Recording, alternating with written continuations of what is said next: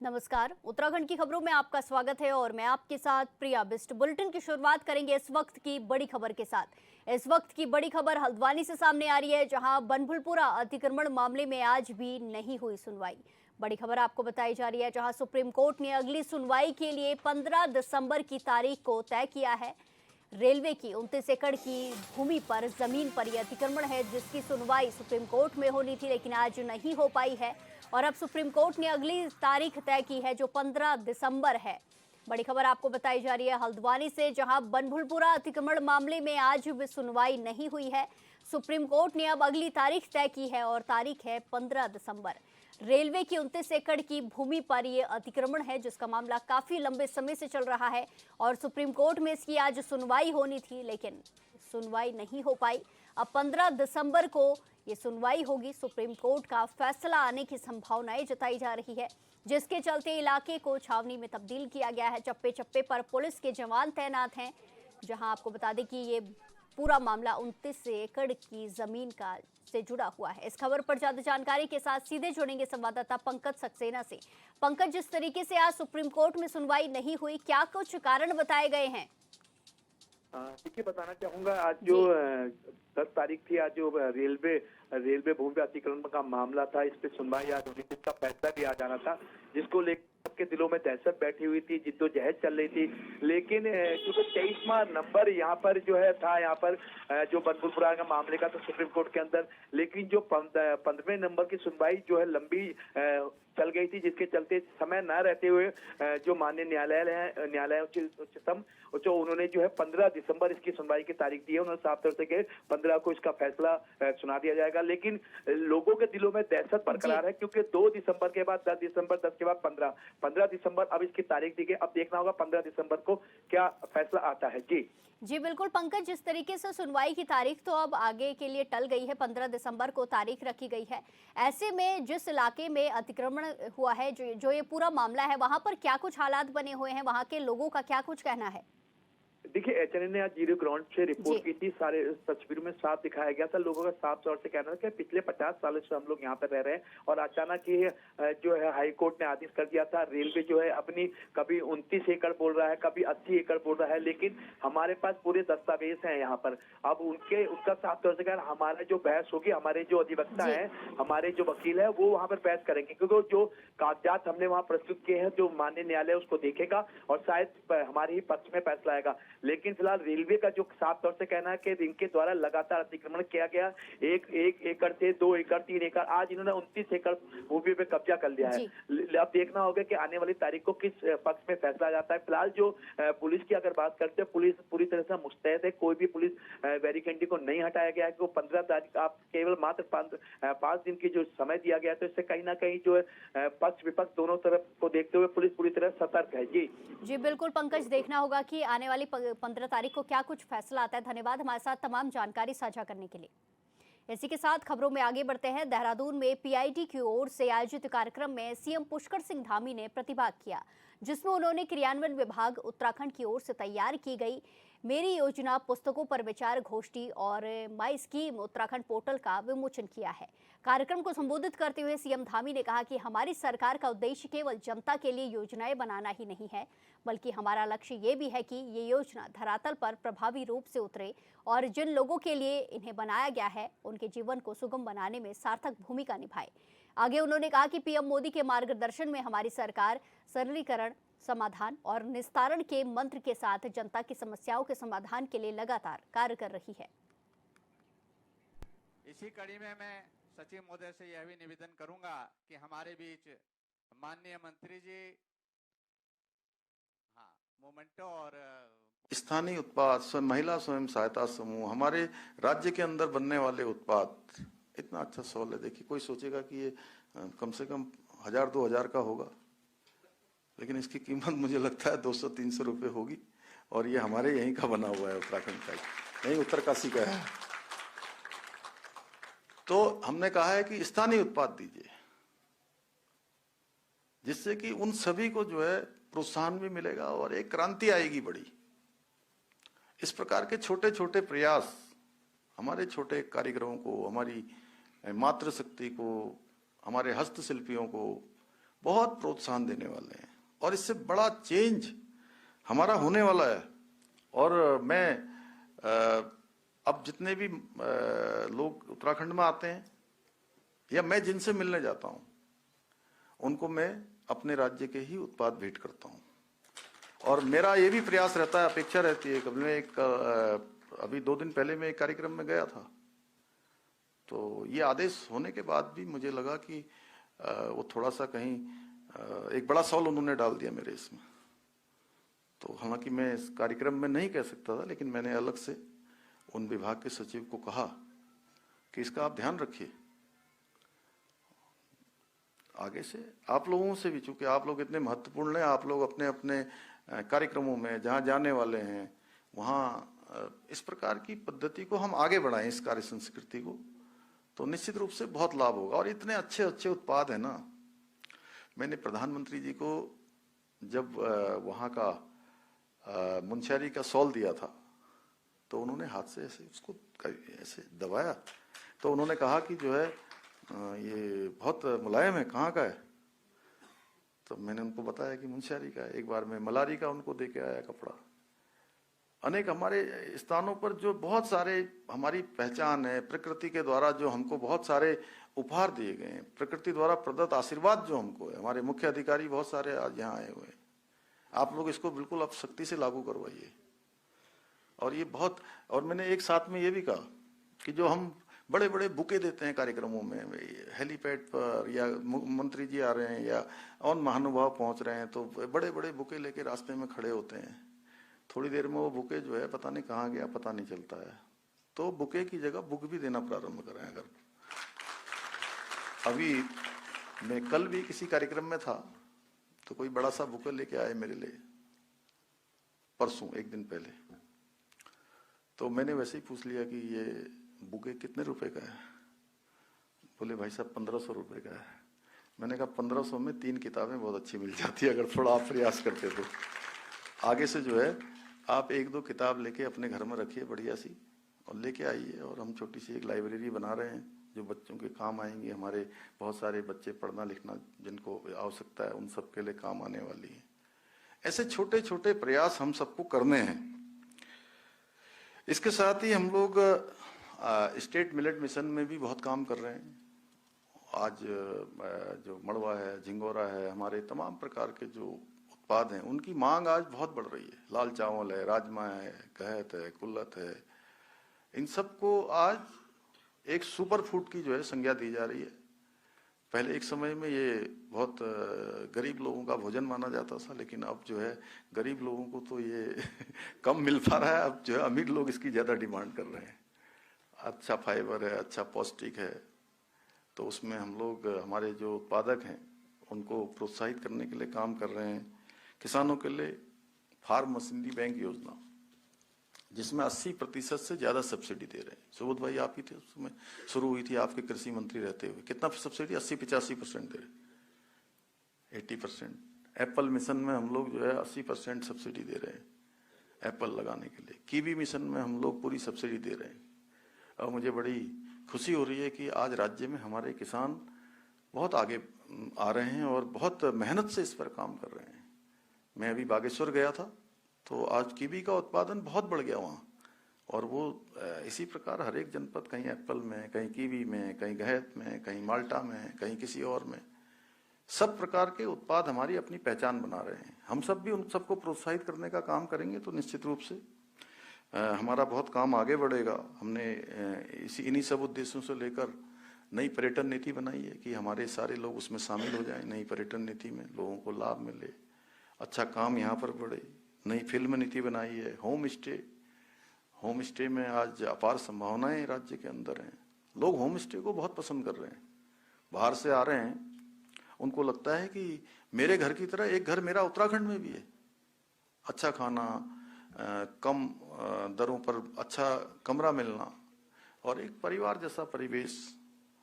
वेड इन उत्तराखंड, बहुत प्रधानमंत्री जी ने जो है हमारे कई सारे कार्यक्रमों में, और अभी तो उन्होंने मन की बात में, जो हमारा 30 तारीख को मन की बात का कार्यक्रम था, उस दिन उन्होंने उस कार्यक्रम में हमारे राज्य को पूरे प्रमुखता से पूरे देश और दुनिया में उन्होंने उसके बारे में बताया कि किस प्रकार से शीतकालीन यात्रा हमारी प्रारंभ हुई है। आदि कैलाश में हाई एल्टीट्यूड में कैसी मैराथन हुई है, सवेरे सवेरे प्रातःकाल 5 साढ़े 5 बजे, जहाँ इतना तापमान नीचे होता है।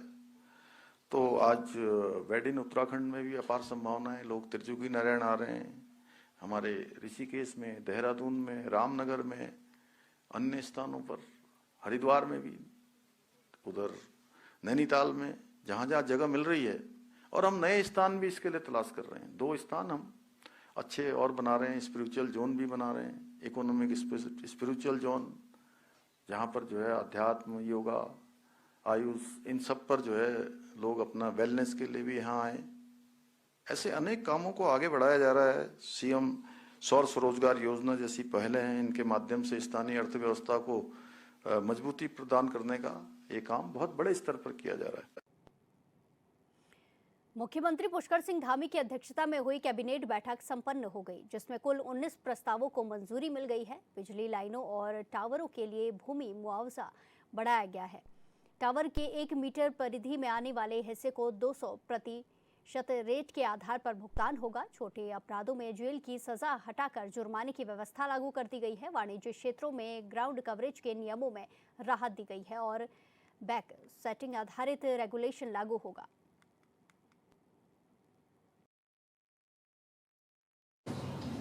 अगला मत ये उच्च शिक्षा विभाग का मत था। आज आपके द्वारा एक विभाग के द्वारा एक योजना आज प्रस्तावित की गई, जिसका नाम है मुख्यमंत्री युवा भविष्य निर्माण योजना। इसमें ऐसे हमारे छात्र एवं छात्राएं जो कि उच्च शिक्षा ग्रहण कर रहे हैं और तैयारी कर रहे हैं, जैसे यूपीएससी की तैयारी कर रहे हैं, सीडीएस की तैयारी कर रहे हैं, एसएससी की तैयारी कर रहे हैं, इसके अलावा CAT, MAT, GATE, NET, CSR आदि की तैयारी कर रहे हैं, उनको एक ऑनलाइन कोचिंग की सुविधा उनको प्रदान की जाएगी। और इसमें अध्ययन सामग्री, ऑनलाइन वीडियो, प्रैक्टिस पेपर, ये जो भी एक संस्था का इसमें चयन किया जाएगा जो कि इस तरह की ऑनलाइन कोचिंग देगी। तो इन छात्र छात्राओं को ये कोचिंग की सुविधाएं ये निःशुल्क इसमें दी जाएगी। उसके नीचे जो खेत आते हैं उसको मुआवजा देते हैं हम लोग, तो उस मुआवजा में हमने बढ़ोतरी किया है। और ये बढ़ोतरी भारत सरकार ने अपना नवीनतम गाइडलाइन जारी किया है। पिछले बार भी हमारा जो मुआवजा का निर्धारण था वो भारत सरकार द्वारा निर्धारित जो गाइडलाइंस है उसी को अडॉप्ट किया था। 2015 में एक बार भारत सरकार ने दिया था, तो उसको 2016 में हमने अडॉप्ट किया था। अभी 2024 में नए गाइडलाइंस आए हैं इंटरस्टेट ट्रांसमिशन लाइन्स के कंस्ट्रक्शन में मुआवजा को लेकर के, तो उसी को आज कैबिनेट ने बिल्कुल के अपने प्रोजेक्ट्स के लिए भी अडॉप्ट करने का निर्णय लिया था। उसके तहत जो आपके टावर बनते हैं, टावर के जो चारों कोने के नीचे जो एरिया पड़ता है और वो एरिया प्लस उसके 1 मीटर की परिधि वाली एरिया, क्योंकि वहाँ पर भी खेती संभव नहीं है, वहाँ पर पहले के हिसाब से 85% ऑफ सर्किल रेट था, तो उसको बढ़ा करके 200% ऑफ सर्किल रेट का 2 गुना कर दिया गया है। और दूसरा जो ट्रांसमिशन लाइन्स ऊपर से जाते हैं उसमें नीचे का जो खेत है वो अक्वायर नहीं होता है, लेकिन भविष्य में वहाँ पर बिल्डिंग बनने की संभावना खत्म हो जाती है, तो वहाँ पर 15% ऑफ सर्किल रेट था कॉम्पनसेशन, उसको रूरल में 30%, सेमी अर्बन में 45% और अर्बन में 60%। 14 दिसंबर को दिल्ली के रामलीला मैदान में कांग्रेस वोट चोर गद्दी छोड़ महारैली आयोजित करने जा रही है। इसी क्रम में चकराता, विकासनगर और सहसपुर विधानसभा क्षेत्रों के वरिष्ठ पदाधिकारियों और कार्यकर्ताओं की अहम बैठक आयोजित हुई, जिसमें उत्तराखंड प्रदेश कांग्रेस कमेटी प्रचार समिति के अध्यक्ष सीईसी सदस्य और चकराता विधायक प्रीतम सिंह, पूर्व कैबिनेट मंत्री नव प्रभात के साथ प्रदेश कांग्रेस कमेटी के उपाध्यक्ष और कोषाध्यक्ष आर्येद्र शर्मा भी मौजूद रहे। बैठक में आगामी महारैली की रणनीति पर विस्तृत चर्चा हुई। प्रीतम सिंह ने सरकार पर आरोप लगाया है कि सरकार लगातार संविधान को कमजोर करने की कोशिश कर रही है।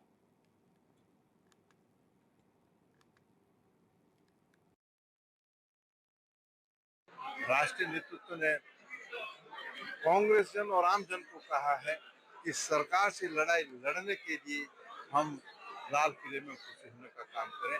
इसी परिप्रेक्ष्य में बैठक दिल्ली नहीं, देखिए मैं तो आभारी हूँ कांग्रेसियों का कि जब कभी भी प्रदेश में कोई आह्वान होता है तो पछवादुन के लोग जो है उसमें बढ़ चढ़ करके हिस्सा लेने का काम करते हैं। और निश्चित रूप से कार्यकर्ताओं की उपस्थिति यहाँ देखकर आपको भी आश्चर्य होगा और आपको भी लग रहा होगा कि यहाँ से बड़ी संख्या में लोग 14 तारीख को दिल्ली कूच करने का। उत्तराखंड को देवभूमि यूं ही नहीं कहा जाता है। लोगों का मानना है कि यहाँ के कण कण में देवी देवताओं का वास है और इसके कई बार प्रमाण भी देखने को मिलते हैं। उत्तरकाशी के जिनाखोली गांव में कुछ दिनों पहले नागराज मंदिर में चोरी हो गई थी, जिसकी शिकायत स्थानीय लोगों ने पुलिस को की थी। जानकारी के मुताबिक मंदिर में चोरी की जब गांव वालों को खबर लगी तो गांव वालों ने देवता को डोली पर अवतरित कराया और देवता की डोली सीधे उस स्थान पर पहुंच गई जहां एक गाड़ी खड़ी थी। इतना ही नहीं, देवता ने चोरों की पहचान भी कराई और निशानदेही पर चोरी का सामान भी बरामद कर लिया गया है। अब देवता के अवतरित होने और चोरों की पहचान का वीडियो सोशल मीडिया के जरिए तेजी से वायरल हो रहा है। गांव के लोगों का कहना है कि देवता से कोई नहीं बच सकता है। ग्रामीणों ने आरोपियों पर कड़ी कार्रवाई की मांग करी है। जानकारी के मुताबिक मंदिर में चोरी करने वाले व्यक्ति उत्तर प्रदेश के मुजफ्फरनगर के रहने वाले हैं।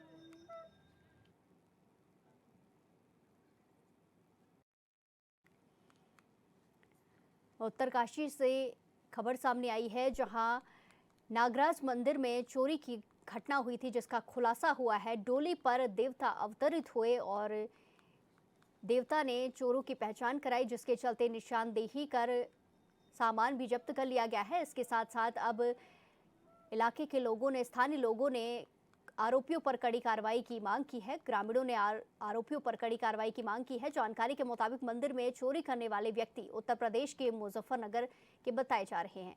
आपको बता दें कि नागराज मंदिर में कुछ दिन पहले चोरी हुई थी, जिसके लेकर पुलिस को भी इसकी जानकारी दी गई थी, शिकायत भी दर्ज कराई गई थी, जिसके बाद गांव के लोगों ने ही देवता की डोली को अवतरित कराया, जिसके बाद डोली सीधे एक गाड़ी के पास पहुंची जहां से सामान बरामद किया गया है। इसी के साथ निशानदेही कर सामान बरामद कर लिया गया है। इसी के साथ जिन आरोपियों की पहचान हुई है उन पर कड़ी से कड़ी कार्रवाई करने की स्थानीय लोगों ने मांग भी की है। वहीं सोशल मीडिया पर यह वीडियो तेजी से वायरल हो रहा है। गांव के लोगों का कहना है कि देवता से कोई नहीं बच सकता है। ग्रामीणों ने आरोपियों पर कड़ी कार्रवाई की मांग भी की है। इसी के साथ जानकारी के मुताबिक मंदिर में चोरी करने वाले व्यक्ति उत्तर प्रदेश के मुजफ्फरनगर के बताए जा रहे हैं, जहां एक चमत्कार देखने को मिला है, जहां देवता अवतरित हुए और डोली सीधे वहां पहुंची जहां पर चोरी का सामान रखा गया था। इसके बाद सामान भी बरामद कर लिया गया है।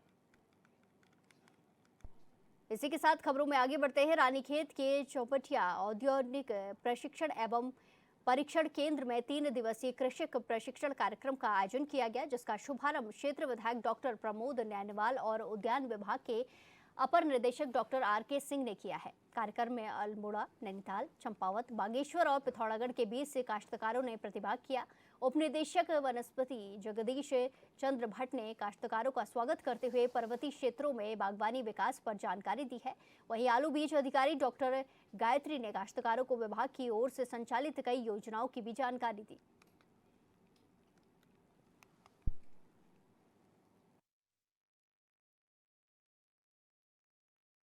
आज जो हमारा ये विश्व प्रसिद्ध चौबटिया गार्डन है, इसमें यहाँ के स्थानीय किसानों को की आय को बढ़ाने के लिए, किसानों को अपने पैरों पर खड़ा करने के लिए, स्वावलंबी बनाने के उद्देश्य से एक 3 दिवसीय ट्रेनिंग का यहाँ पर आयोजन किया गया है। इसके अंतर्गत यहाँ पर पुष्पों की खेती और मशरूम की खेती और उद्यानीकरण से संबंधित तमाम, चाहे एप्पल मिशन के तहत या कीवी मिशन के तहत तमाम जो किसान काम करना चाहते हैं, जो खेती करना चाहते हैं, उसके बारे में उन्हें प्रशिक्षण और उनको यहाँ पर ट्रेनिंग दी जा रही है और जानकारी दी जा रही सरकारी योजनाओं की, और जो सरकार में जिनमें हमको सहायता उपलब्ध कराती है, जिसमें हमको सब्सिडी देती है, उनकी जानकारी यहाँ पर। जी, हमने 20 काश्तकारों के लिए कुमाऊँ जनपद के पूरे कुमाऊँ रीजन के 5 जनपद से हमने 20 काश्तकार बुलाए हैं, जिसमें हमने 3 दिवसीय प्रशिक्षण कार्यक्रम रखा है। उसमें हमने विभिन्न पहलुओं पे बात करने के लिए हमने विशेषज्ञ भी बुलाए हैं। हमारे अलग-अलग ट्यूटर हैं, लेक्चर लेंगे। इसमें हमने कई सारे विषय रखे हैं, जैसे कि मौन पालन का हो गया, मशरूम हो गया, हमने नर्सरी का रख-रखाव हो गया। इवन हमने जो किसानों की समस्याएं हैं उसका कैसे सुलझा हो, क्या उनकी जानकारी हो, उस सारे के बारे में हमने वार्ता रखी हुई है इस वक्त। और ये हमारा इसका उद्देश्य है कि हम अपने काश्तकारों को, अपने किसान भाई बहनों को हम कैसे और जागरूक करें, नई विधि से, नई टेक्निक जो हमारे विभाग द्वारा चलाई जा रही हैं, जो योजनाएं हमारे विभाग द्वारा चलाई जा रही हैं, उनके बारे में विस्तृत जानकारी हो, उन्हें नई अवेयरनेस मिले, क्या क्या नई टेक्निक्स आ रही हैं, वो सारी की जानकारी हम दें। मैं मुख्य रूप से कीवी, परसिमन और अपने बागवानी पे प्लस मैं खेती-बाड़ी भी करता हूँ और उसके साथ जैसे खेती-बाड़ी में सब्जी उत्पादन में मल्चिंग के साथ खेती करते हैं। इसके अलावा अपना उद्यान से जैसे कागजी नींबू वगैरह काफ़ी पर्याप्त मात्रा पे मैं उत्पादन करता हूँ। जैसे 1000 पौधे मेरे पास कागजी नींबू के हैं, वैसे ही 500 पौधे पुलम, 200 पौधे आड़ू, 100 पौधे मेरे पास खुबानी, ऐसे ही मेरे पास 50 पौधे कीवी की भी हैं। इसके साथ परसिमन एक फल आता है जो ऑस्ट्रेलियाई फल है, उसके मेरे पास 25 पौधे हैं। मैं इसी के साथ अपनी आजीविका को चलाता हूँ। हम पर्वतीय क्षेत्र पे निवास करते हैं। पानी हमारी सबसे बड़ी समस्या है। हम बूँद-बूँद करके पानी इकट्ठा करते हैं और उस पानी को लेके अपना जीवन यापन नहीं हो पाता है। तो मैं यही चाहूँगा कि कुछ ऐसी पानी की व्यवस्था हो जिससे पौधों में भी पानी। हरिद्वार में प्राइवेट स्लीपर बसों की अनियमितताओं के खिलाफ परिवहन विभाग का अभियान लगातार जारी है। एआरटीओ निखिल शर्मा और एआरटीओ नेहा झा के निर्देशन में संयुक्त टीम ने दर्जनों बसों का निरीक्षण किया। इसी दौरान कई बसों की जांच करते हुए अधिकारियों ने वाहन के दस्तावेज, परमिट, चालक लाइसेंस और बीमा पत्रों की विस्तार से जानकारी ली, जांच की, जिसमें अब तक कुल 10 ऑल इंडिया टूरिस्ट परमिट वाली बसों को कई नियमों के उल्लंघन के चलते सीज किया जा चुका है, जबकि 50 से ज्यादा बसों का चालान किया गया है। अभियान के दौरान कई बसें दिल्ली, जयपुर, लखनऊ जैसे मार्गों पर नियमों का पालन किए बिना संचालित होती दिखाई दी। अधिकारियों ने कहा कि यात्रियों की सुरक्षा में किसी भी तरह की लापरवाही बर्दाश्त नहीं की जाएगी। अभियान आगे भी सख्ती के साथ ऐसे ही जारी रहेगा।